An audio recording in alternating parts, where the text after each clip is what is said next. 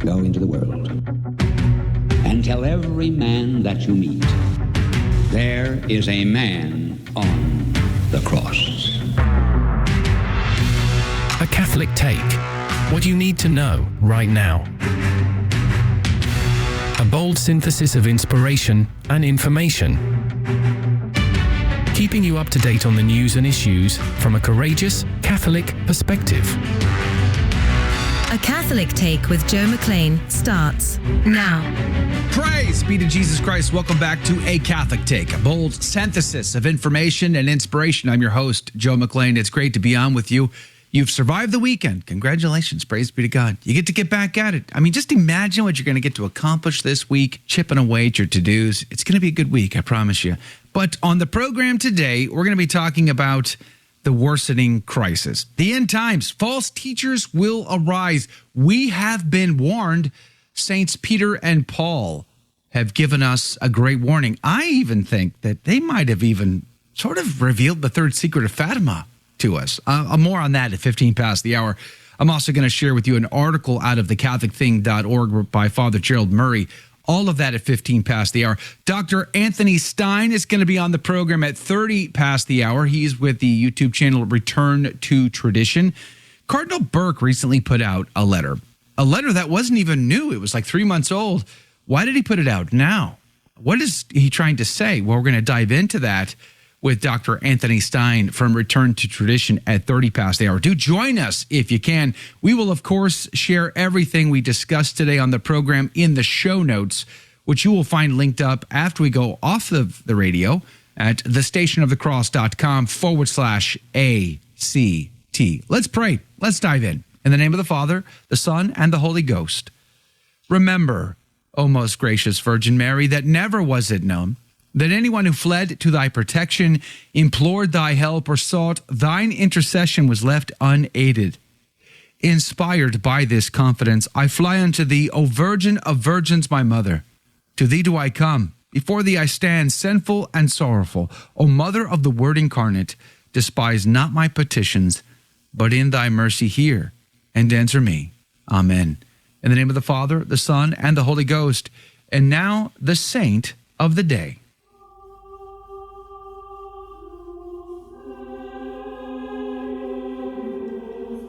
Saint Maximilian Kolbe, martyr of the Church. Raymond Kolbe was born in 1894 to a poor Polish Catholic family. His brother Alphonse became a priest himself, and their parents were both third-order Franciscans. Their mother would later become a Benedictine nun after her husband was hanged for rebelling against occupying Russian forces in 1914. After a vision of Our Lady at the age of 12 that foretold his vocation and his eventual martyrdom, Raymond entered the Franciscans, taking the name of Maximilian. He then entered seminary in Rome, where he and his friends founded the Immaculata movement. He was nearly killed by tuberculosis while there in Rome and suffered from poor health the rest of his life, but he was nonetheless ordained in 1918 and became a doctor of theology 4 years later. Back in a newly independent Poland, Father Maximilian became involved in producing Catholic publications with much success. He and 4 brothers traveled to Japan in 1930 and found similar success despite knowing no Japanese at the start. The monastery he founded in Nagasaki survived the city's atomic bombing and stands there to this day. His ill health forced Maximilian back to Poland, where he started a radio station in 1938. Within a year, however, he and several brothers were arrested by the invading Nazis. When he was briefly released, he continued publishing Catholic material, but because of anti-Nazi content, this work was quickly suppressed, and Maximilian was once more arrested and imprisoned. In 1941, he was transferred to Auschwitz, where he underwent extremely abusive treatment while patiently fulfilling his priestly ministry to his fellow prisoners. When a prisoner with a wife and young children was selected for a retributive execution, Maximilian volunteered to take his place. Already near death from starvation and abuse, he was killed by lethal injection on the vigil of the Assumption, 1941. He was canonized in 1982 by Pope St. John Paul II and is considered a patron of Catholic media, especially Catholic radio. St. Maximilian Kolbe, pray for us. And now your headline news. Breitbart reports Maui wildfire death toll reaches 93. The death toll from a wildfire that razed a historic Maui town reached 93 late Saturday night as Hawaii authorities warned the effort to find and identify the dead was still in its early stages, and the public should brace for more losses. The blaze is already the deadliest U.S. wildfire for over a century as more evacuations are underway in the western area of Kaanapali. Hundreds remain unaccounted for while still more fire or fill shelters across Maui after fleeing the fast-moving flames and face the prospect of having no home when they return.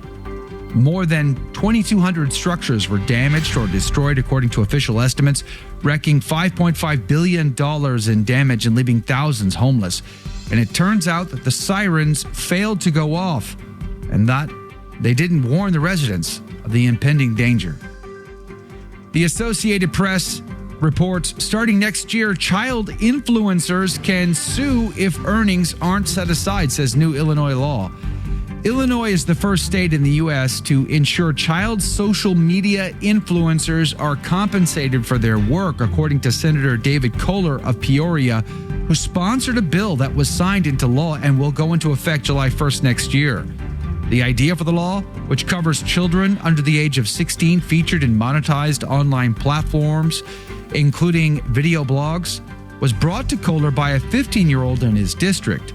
Many states already require parents to set aside earnings for child entertainers who perform in more traditional settings such as movies and television, but Illinois law will be the first to specifically target social media starlets. That's what the world needs, is more starlets.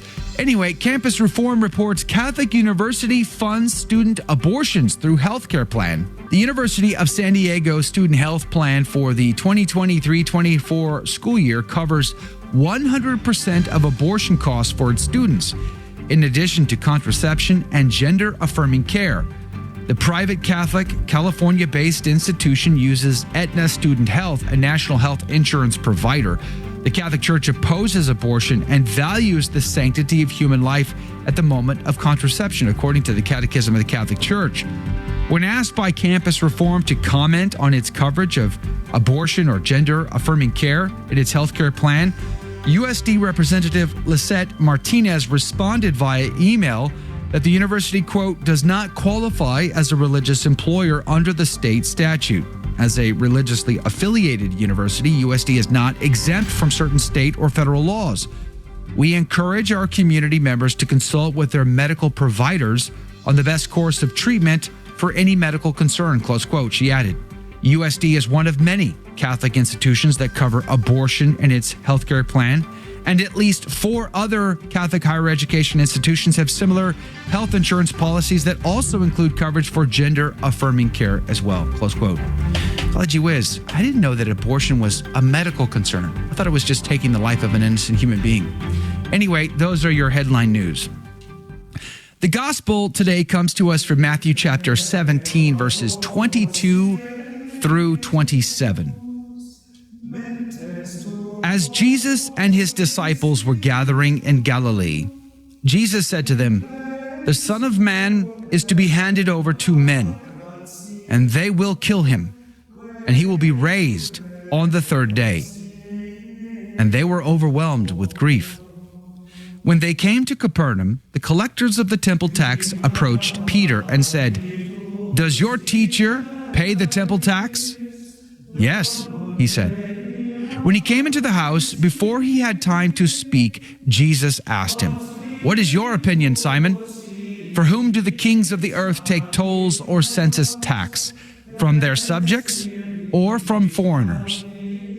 When he said from foreigners, Jesus said to him, "Then the subjects are exempt. But that we may not offend them, go to the sea, drop in a hook, and take the first fish that comes up. Open its mouth, and you will find a coin worth twice the temple tax. Give that to them for me. and for you. The gospel of the Lord. Praise to you, Lord Jesus Christ. The Ignatius Catholic Commentary today said the half-shekel tax, literally the didrachma or the 2 drachma tax required annually for all male Jews over 20 years old. Moses levied a similar tax for the services of the tabernacle back in Exodus 30. This was re-implemented with King Joash for Solomon's temple in 2 Chronicles 24. While the comparable third part of a shekel was required for the second temple in Nehemiah 10, it went up to Peter. Matthew's 4th book features the primacy of Peter. Here, the tax collectors recognize and approach him as the apostles' spokesman. So this is just talking about how this unifies Peter and Jesus in a very close relationship, Peter being the one who would become the first pope of the church. Haydock's commentary points out this grief was the consequence of their attachment to their divine master, meaning when he professed that he was going to be killed, but it would rise on the third day. Haydock goes on to say, they were ignorant, as St. Mark and St. Luke notice, of the word that was spoken. They full well understood that he would be put to death, but did not sufficiently comprehend the shortness of his rest in the grave, the nature of his triumphant resurrection, nor the inestimable benefits which his death would bring on the whole world. Some argue that Christians are exempt from taxes.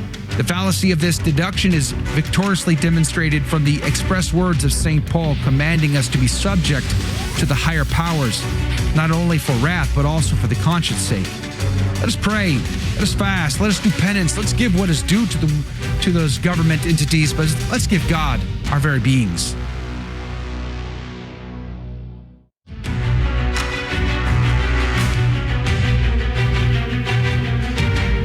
Praise be to Jesus Christ. Welcome back to A Catholic Take, a bold synthesis of information and inspiration. I'm your host, Joe McClain. It's great to be on with you. Coming up at 30 past the hour, Dr. Anthony Stine is going to be our guest. We're going to be talking about Cardinal Burke. He's put out a letter, really, but the letter wasn't new. It was like 3 months old when it hit the public. Why now? What is he saying? What is he trying to communicate? We're going to get into all of that with Dr. Anthony Stine from Return to Tradition YouTube channel at 30 past the hour. Do join us if you can. There are lots of stories in the news that are of great concern to me, and I'm sure they are to you as well. And you probably know by now, if you've been listening, that I'm getting ready to make a trip to Rome. I'm going to be going to Rome for the LifeSite Rome Forum coming up October the 31st and November the 1st. I'm very much excited to be there to not only listen to the talks of Cardinal Mueller, Bishop Athanasius Schneider, John Henry Weston, and more, but I'm also going to be interviewing them. And I'm very much looking forward to that, sitting down with them. And I'll be bringing some of that content to you and to our insiders. But while I'm there, I feel compelled to film like a short documentary. There is a link between the prophecies of Daniel and the epistles of St. Peter, St. Paul, and the end times. Specifically, I wonder, college US, could St. Peter have warned us about the third secret of Fatima through Our Lady of Revelation in April of 1947? I believe the answer to that question is absolutely yes, and I want to go to those locations and show them to you firsthand and talk about that. So that'll be coming, so look forward to that. But I saw this article over at thecatholicthing.org by Father Gerald Murray, and the title goes, The Worsening Crisis by Father Gerald Murray. The worsening crisis in the Catholic Church is the product of bold, unapologetic doctrinal infidelity spearheaded by influential churchmen and women who calmly operate without the least sign of papal disapproval. In fact, many of them are favored and promoted by Pope Francis. They argue that various Catholic teachings stand in need of improvement, remediation, and refashioning. They call for the use of less, quote, offensive, close quote, and more, quote, inclusive, close quote, words. They mislabel this attempted destruction of Catholic doctrine as nothing more than classical doctrinal development under the banner of a new, Holy Spirit-inspired synodal style. They are trying to overthrow church teaching while assuring us that they have no such intention. They simply want, they say, to remedy the insufficiencies in that teaching. Kind of reminds me a little bit if you've ever read the epistles of St. Peter. Kind of reminds me of something St. Peter once said. And this was in his second letter, his second epistle, which he wrote right before he was martyred for the faith in Rome in 67 AD. Chapter 2, verse 1, but false prophets also arose among the people, just as there will be false teachers among you, who will secretly bring in destructive heresies, even denying the master who brought them, bringing upon themselves swift destruction. And many will follow their licentiousness, and because of them, the way of truth will be reviled. And in their greed, they will exploit you with false words. From of old, their condemnation has not been idle, and their destruction has not been asleep. Sounds awfully similar, does it not, to what Father Murray is saying here? He goes on to say, it feels as though we have been thrown back into the maelstrom of the late 1960s, upheaval in the church. Only this time, the Pope is not rebuking the men and women promoting error, as St. Paul VI did, but rather appointing those very people to influential roles where they will single-mindedly pursue their objectives, confident that they will receive papal support. Pope St. John Paul II and Pope Benedict XVI have been cordoned off from consideration as normative, as if the papal magisterium from the 1978 to 2005 has been placed in a hermetically sealed container to be treated as a kind of viral threat to arrival at the destination to which the Spirit is leading the church today. Outspoken and authoritative opponents of doctrinal infidelity are absent from the upcoming synod on synodality, except for Gerhard Cardinal Mueller, which is why I want to talk to him, and I hope and plan to when I'm in Rome. Further, Father Murray goes on to say, in a month-long meeting around 400 delegates, the speeches will be largely a sideshow. The synodal leadership and their chosen experts will steer the proceedings in the desired direction and produce written propositions that will not disappoint those who believe that Cardinal Mueller is wrong on most things. Dietrich von Hildebrand published The Devastated Vineyard in 1973, a pointed analysis of the troubled state of the church 50 years ago. He asked, how should we respond in the present situation when the vineyard of the Lord is devastated? His response is instructive. It would be thoroughly false to say, since God allows it, it must be according to his will, and so we have nothing to do but say, thy will be done, even if this devastation breaks our heart. Hildebrand continues, as St. Paul says, God allows these evils in order to test us, but it is a deadly and radically false notion to think that because God allows heresies to be readily spread, we should not fight against them, but should go along with them in a spirit of resignation. This is a false interpretation of resignation to God's will. The devastation of the vineyard of the Lord should instead fill us with the deepest pain and mobilize us for the fight, to be fought with all legitimate means and against everything which is evil and offensive to God, against all heresies. Well, in fact, golly gee whiz, Hildebrand, Father Murray, let's take a look at what St. Paul might have had to say here to his brother Timothy, 2 Timothy chapter 4, starting in verse 3. For the time is coming when people will not endure sound teaching, but having itching ears, they will accumulate for themselves teachers to suit their own likings, and will turn away from listening to the truth and wander into myths. As for you, always be steady, endure suffering, do the work of an evangelist, fulfill your ministry.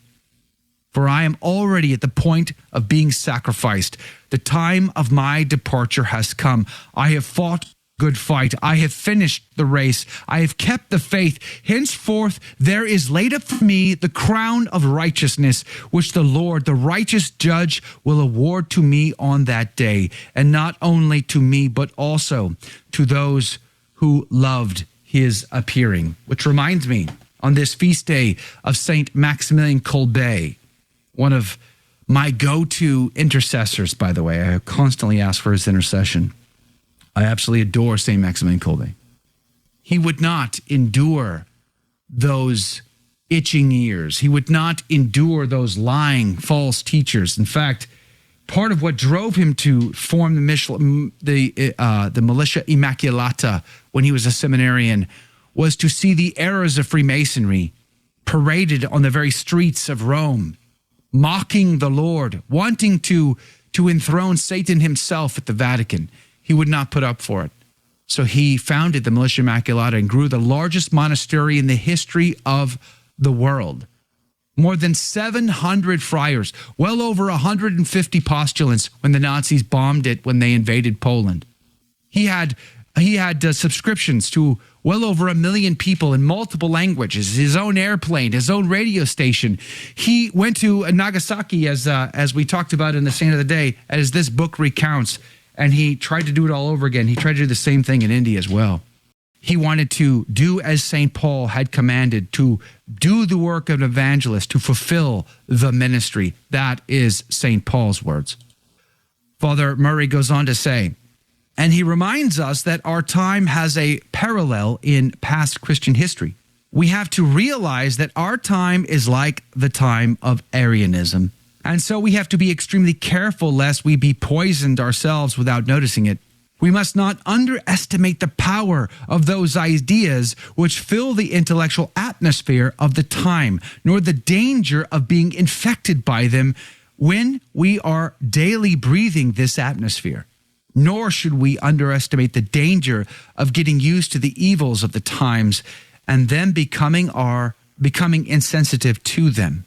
Hildebrand's salutary advice is sobering yet hopeful as we prepare ourselves for the inevitable strife occasioned by the present crisis of faith, soon to be on full display at the October Synodal Assembly.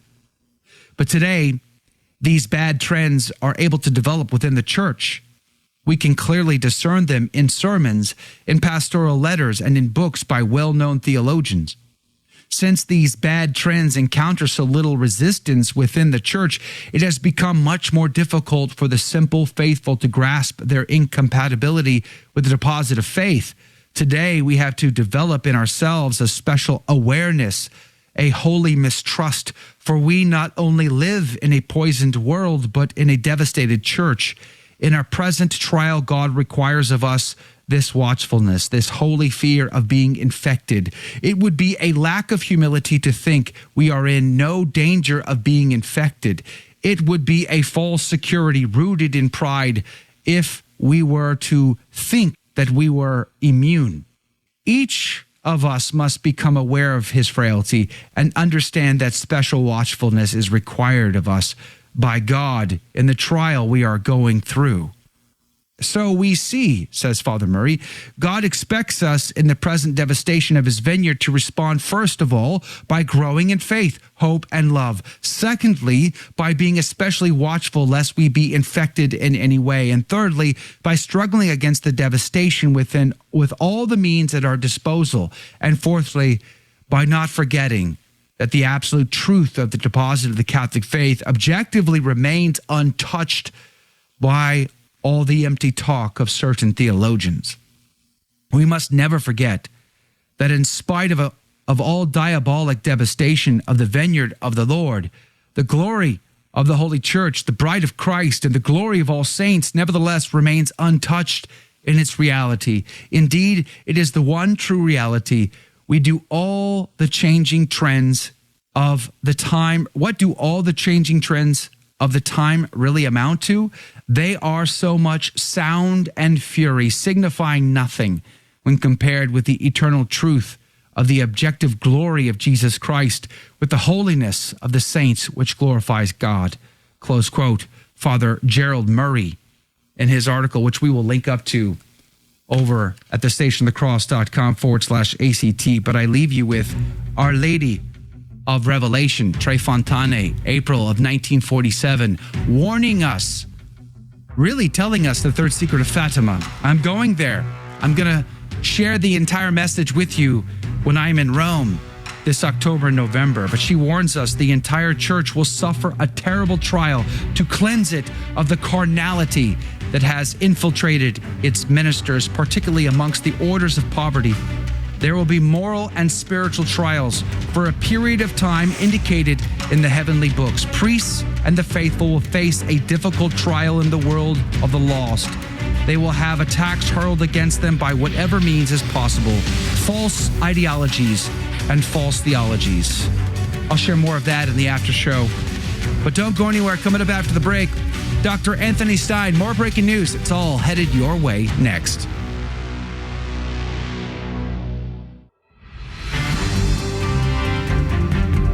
Praise be to Jesus Christ. Welcome back to A Catholic Take, a bold synthesis of information and inspiration. I'm your host, Joe McClain, and here are your breaking news.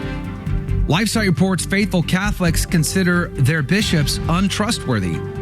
Nearly 65% of participants in a 2023 complicit clergy survey do not trust their diocesan bishop, and 46% their bishop holds unorthodox views. Participants were asked two questions. Number one, how do you trust your bishop? And number two, what is your personal opinion of your bishop's orthodoxy? Respondents could then rank the prelate who leads their diocese by a scale of 0 to 5, with 0 being completely distrusted and 5 being completely trusted. The prelates received an average vote of 1.97 for trustworthiness and a 2.5 for orthodoxy. The same four bishops had the highest rankings for both trust and orthodoxy. Bishop Joseph Strickland of Tyler, Texas, Archbishop Salvatore Cordileone of San Francisco, Bishop Stephen Lopes of the Anglican Ordinariate, and Archbishop Alexander Sample of Portland, Oregon. New York Post reports Randall's Island migrant shelter could cost taxpayers $20 million a month. New York taxpayers will dole out $20 million a month to house migrants on Randall Islands, according to the state source. $10,000 per asylum seeker if they fill all of its 2,000 beds. The makeshift facility off Manhattan is one of 4 migrant housing sites fully funded by the state as part of a desperate effort to keep up with the flood of migrants who have New York City at its breaking point. New York City Mayor Eric Adams announced last week that the migrant crunch in the Big Apple is expected to cost an overall whopping $12 billion over the next 3 years. Catholic Vote reports singer becomes breakout star. Singer Oliver Anthony went viral on social media last week with the song Rich Men North of Richmond, an emotional protest song against political elites. Anthony quickly solidified his newfound celebrity status by reaching the number 1 spot on iTunes. Another Oliver Anthony single, Ain't Got a Dollar, quickly climbed to the number 2 spot as well. Conservative commentators celebrated the breakout star, while the media establishment, including Rolling Stone magazine, condemned him. And those are your headline news. Have you guys seen that song or listened to that song? I've listened to it several times, actually.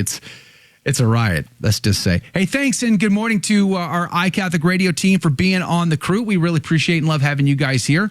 Listening to iCatholic Radio every day means a lot to us. You can download iCatholic Radio in your mobile app store, iOS or Android.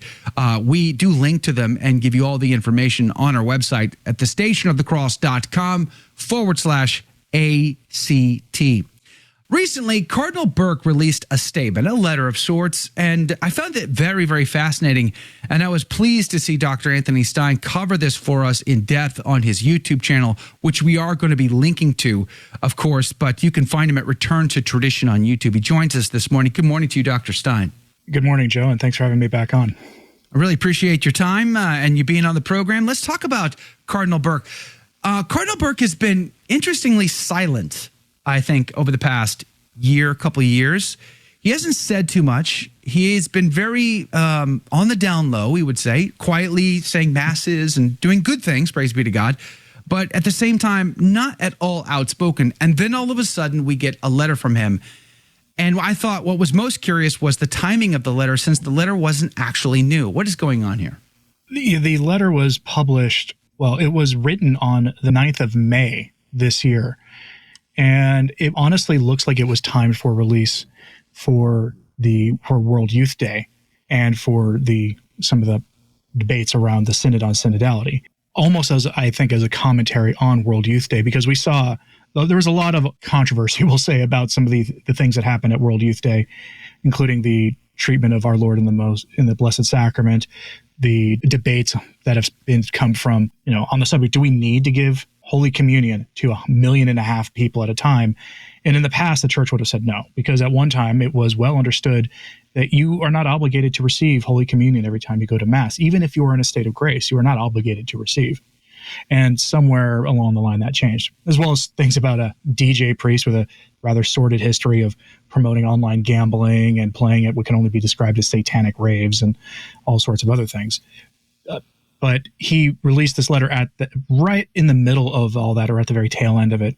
And it almost was like he was holding it back, because his website, he's actually fairly active. He just doesn't publish things very often. He does keep a low profile. So I would say that this letter was released with some serious intent, and it begins with a focus on canon law, which is a very dry subject for most people. But he's using the reform of canon law as the sort of framing device for this, right? Almost to suggest that what you've been seeing going on in the church is illegal and quasi-legal at best. A lot of the use of certain terms that were so tired of hearing, dialogue, accompaniment, and things, completely divorced from their traditional use in the common language of the church, and that the church has essentially gotten away from its primary purpose. After all, you don't need a code of canon law to know the first law of the church is the salvation of souls, and there isn't much talk of that anymore. Coming from like the higher up the ladder of the hierarchy when you look, it seems the less you hear talk of the salvation of souls, which should be concerning for every Catholic. Yeah, that was also one of those controversies going into World Youth Day. The cardinal-elect there in Lisbon basically saying, we're not here to, convert people. We don't want to, it's just, why would we convert them? Just as long as you celebrate your diversity, and it just boggles the mind. I think he tried to backtrack on that a little bit to clarify his statements, but I think the damage was done by then. Like, if your first thought isn't the conversion of souls, that should be rather alarming. Conversion of souls ought to be priority number 1, not priority number 4, 5, or 6. And yet they seem to be totally tone deaf on this issue. And so at the end of the day, what is the power and weight of Cardinal Burke's letter here in this regard? I bring that up to say this. Part of my challenge with the prelates in the church that are outspoken is oftentimes they'll say, Joe, you're being too critical. What do you expect them to do? And I think I've thought about that and said, well, I expect them to put on sackcloth and ashes in St. Peter's Square demanding reform and not leaving until they get a response. It's like, but yet we never see that. Is this their version? Is Cardinal Burke's letter like their version of sackcloth and ashes? No, I don't think so, because I think the response I kept seeing in the comments on my video presentation on it was that there are people who will very bluntly say that they're not all that interested in what Cardinal Burke has to say until he fulfills his promise, which was to do a formal follow-up to the dubia. When he submitted the dubia 5 years ago, or whatever it was, 6 years ago, Canon 212, the Frank Walker's very good news aggregator website, has a ticker on there for how many days it's been. It has been over 2,500 days since the dubia was submitted. And Cardinal Burke said he would present a follow-up to the dubia, and that hasn't happened yet. And there are a lot of people who want him to do that, who will, whenever he does something newsworthy, remind people that he has promised to do that. And I think that would be the sackcloth and ashes moment. And I won't speculate as to why he hasn't done that. He made some sort of decision that it would do more harm than good. I don't know. That will be up to him. I think this letter instead is about really reminding people that there is a Catholic way of doing things, and that all this language of mercy and pastoral discernment and all this other stuff, it's all divorced from when you hear mercy, you never hear about justice. And that is a point he makes, that you cannot have mercy without justice. And when you divorce the two, it's not even mercy anymore. It's almost just tolerance of evil.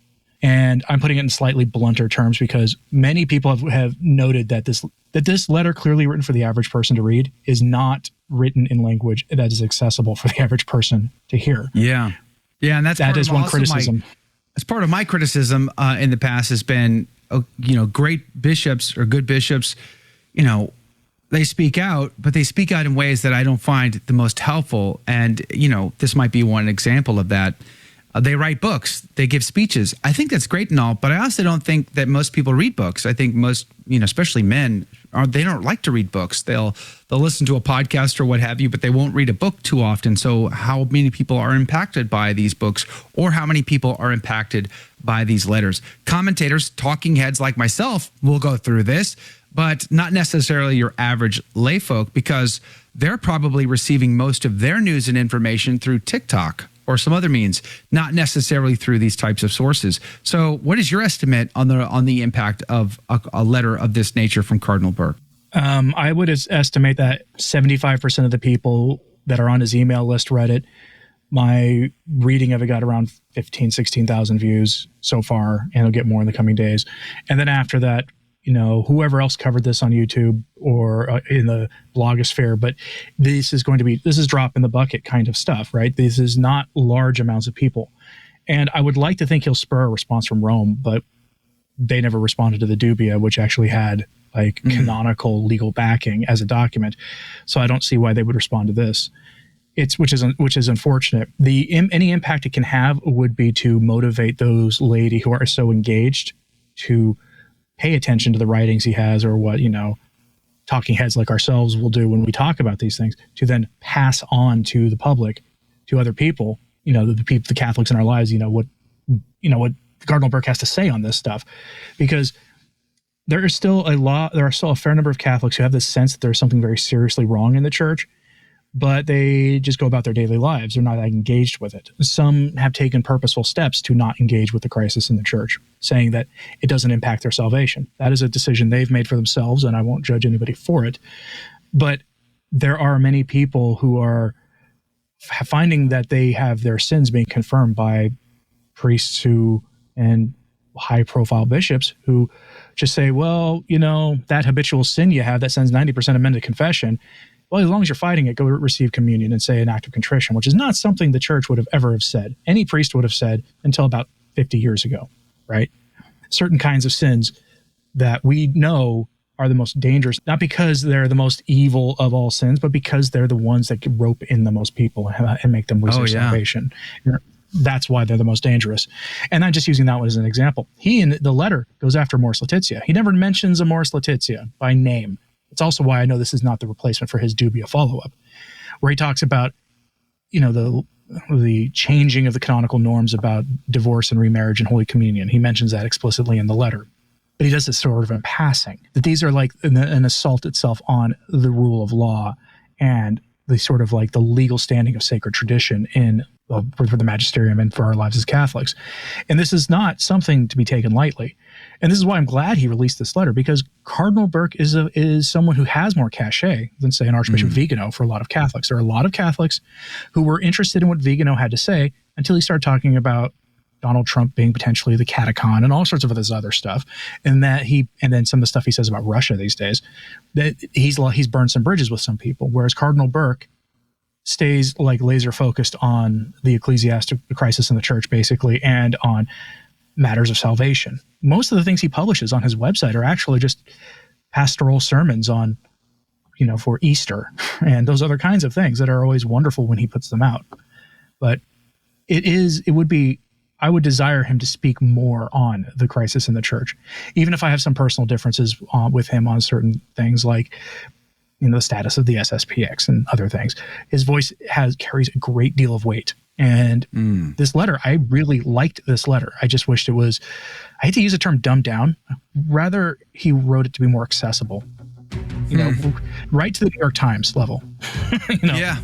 Hold that thought there. Dr. Anthony Stine is our guest. We're talking about this letter that was put out by His Eminence Cardinal Raymond Burke. CardinalBurke.com is where the letter is, but we're also going to link to Anthony Stine's video that goes through it as well. And then everything is in the show notes over at thestationofthecross.com/ACT. But Return to Tradition on YouTube is Dr. Stine's YouTube channel, something I watch all the time. But after the break, I want to follow up on that thought, Dr. Stine. I want to talk about Archbishop Viganò and Cardinal Burke in some ways I find very fascinating in comparing and contrasting them. And the catechon. Let's talk about the catechon, as some would say. What holds back? What is the restrainer of great evil in the world? I propose it's Holy Mother Church, its doctrine, its discipline, and the Holy Eucharist, which is why weakening it is a problem. We'll be right back. Hey, Mother Miriam Live fans, James here, the producer of the show. Starting on Monday, August 28th, we'll be coming to you live on weekdays at 2 p.m. Eastern Time. And don't worry, you'll still be able to start your mornings with Mother, because Mother Angelica Classics will now occupy the 10 a.m. hour. This change should make it easier for us to be live with you each weekday, and we're certainly looking forward to it. That's Mother Miriam Live, Monday, August 28th at 2 p.m. Eastern, right here on the Station of the Cross.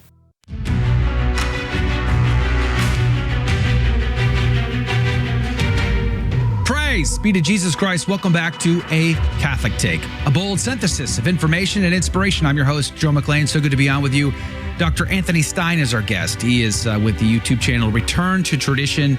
I recommend it. I can't believe you wouldn't have known about it already, but nonetheless, I recommend it to you, and we're going to put a link to it in our show notes over at thestationofthecross.com/ACT. At the top of the hour, we say goodbye to the radio audience, and we stay on for the live after show. We stay on the live video feed, and we interact directly with you, take your questions and comments, and we have a great conversation. We can talk about whatever you want. You drive that conversation in the after show.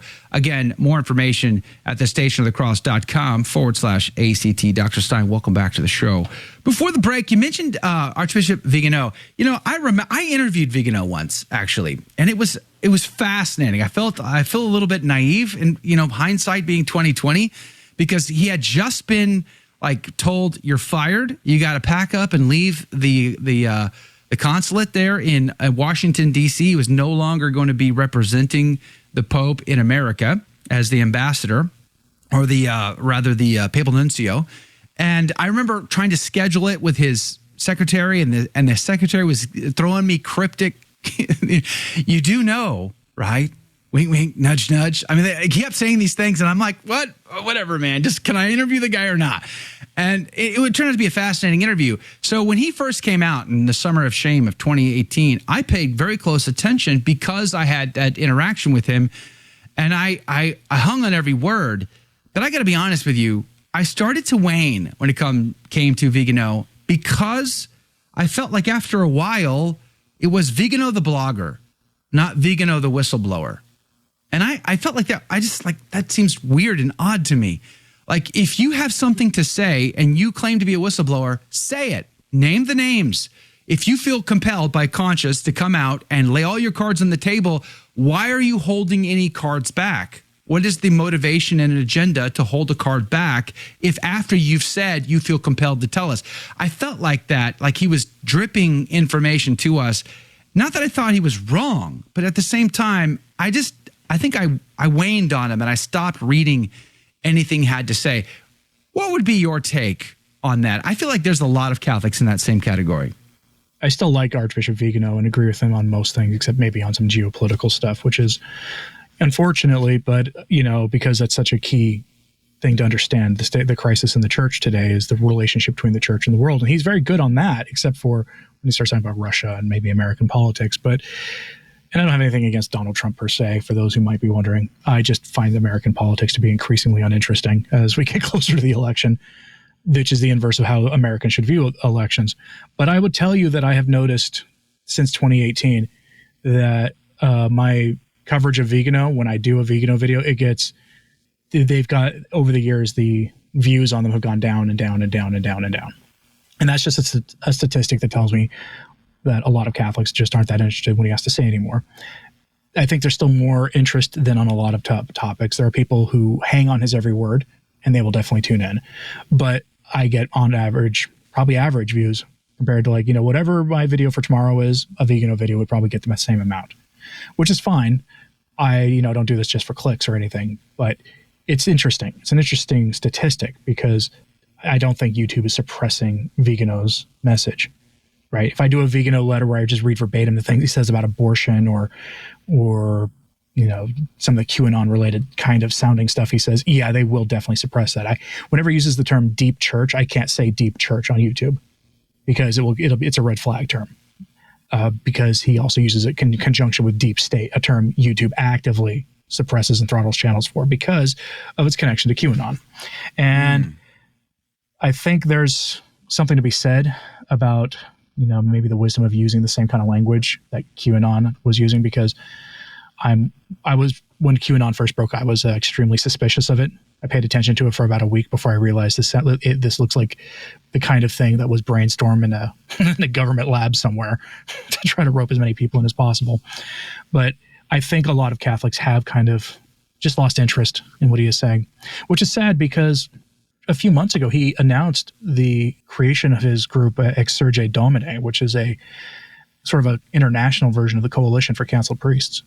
He's helping priests who have been silenced by their dioceses, who've lost their jobs, basically, by fundraising and creating the same kind of network that the Coalition offers.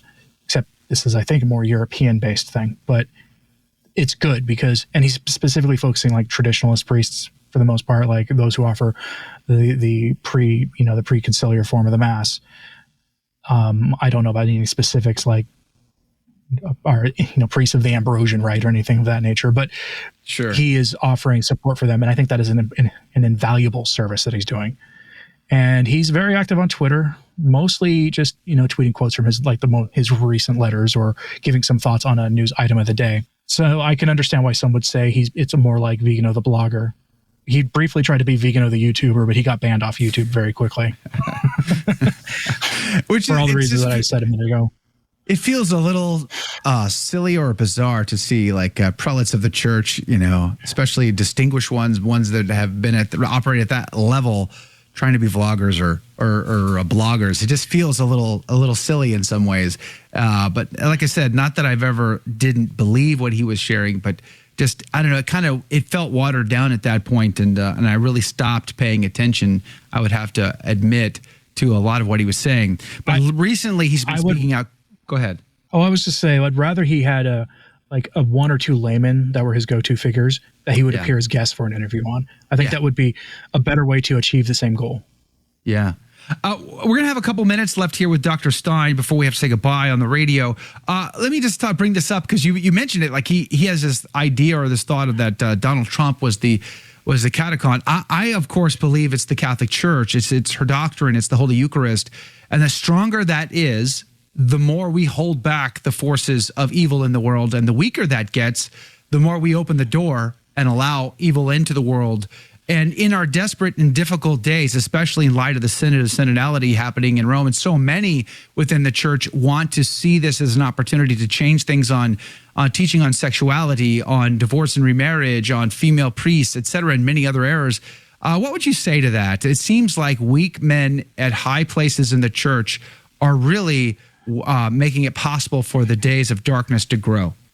I saw this morning a tweet that I can't find now, and I thought I knew who tweeted this out, but I know it was a Catholic writer who was one of the more up-and-coming writers who writes on spiritual matters and Protestant in their former Protestant life and things. I thought it was one writer, but I was wrong. But they offered a different take on what the catechon is. The catechon was not the Pope, and it wasn't actually the church itself. The catechon was, according to their view, Christendom itself. And that Christendom is basically dead and has been for a while. That there are a few threads of it hanging, but when those threads are broken, it will be basically the end. Because traditionally, the church and the relationship between church and state has always been a hand-in-hand kind of thing. It wasn't a theocracy.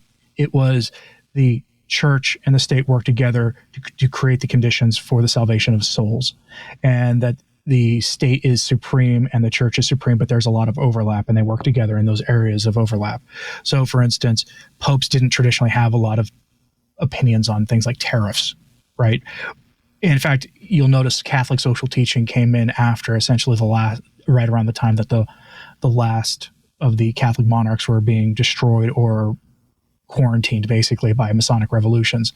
That's when Catholic social teaching came in, because there was all of a sudden there weren't really holy rulers anymore, or there were very few left, and they were too busy trying to hang on to their power in the face of rising anti-Catholicism in the form of the liberal revolutions of the West. So it's an alternative theory. I like both of those more than I like the idea of the papacy itself, or because that seems to be putting too much onto the rock. You know what I'm saying? Yeah, for sure. Dr. Anthony Stine, Return to Tradition on YouTube. God bless you. God love you. Thank you for your time today. If you can hang out for the after show, we'd love to have you. But otherwise, just God bless you. And we really appreciate your insight and input into this conversation, especially on the Cardinal Burke letter, giving us some insight into what the significance of that is. So God bless you, Dr. Stine. Have a great day. All right, that's going to do it for the radio side of our show. Of course, we're going to go right into the after show on the live video feed. After we say goodbye here in a minute, you can find the link to that on our website at thestationofthecross.com/ACT. That's thestationofthecross.com/ACT. God love you.